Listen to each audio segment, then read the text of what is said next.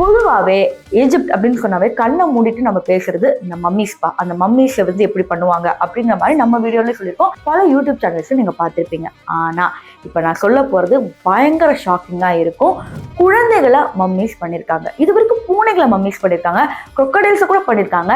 குழந்தைகளை எதுக்கு மம்மி பண்ணணும்? அவங்களுக்கு எத்தனோண்டு டப்பா செய்வாங்க இப்படிங்கிற மாதிரி பல சந்தேகங்கள் இருக்கு இல்லையா? ஆனா எப்படி நம்ம முதுமக்கள் தாழி வச்சிருப்போம் ஒரு பாட்ல, அதே மாதிரி இவங்க குழந்தைகளுக்குனே தனியா வந்து செஞ்சு வச்சிருக்காங்க. அந்த போட்டோவை தான் நீங்க பாத்துட்டு இருக்கீங்க. இந்த பானையில அந்த சின்ன குழந்தைய வச்சு மூடி புதைச்சிருவாங்க.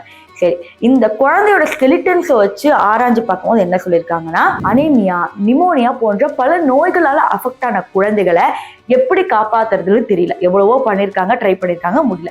ஸோ கடைசியா என்ன பண்ணியிருக்காங்கன்னா, கடவுள்கிட்ட போய் சேர்ந்துட்டாங்க. திருப்பி இது போல இன்னொரு குழந்தை வேணும் அந்த பேரண்ட்ஸ்க்கு அப்படிங்கிற மாதிரி ரெடி பண்ணி இந்த பாட்ல வச்சு புதைச்சிருக்காங்க. ஸோ இது வரைக்கும் ஈஜிப்ட்ல மம்மிஸை தான் அப்படி பண்ணியிருக்காங்கன்னு கேள்விப்பட்டோம். பட் முதல் முறையா கிட்டத்தட்ட நிறைய குழந்தைகள் இந்த மாதிரி பண்ணி வச்சிருக்காங்க அப்படிங்கிற மாதிரி நம்ம ஆச்சரியமா பார்த்துட்டு இருக்கோம்.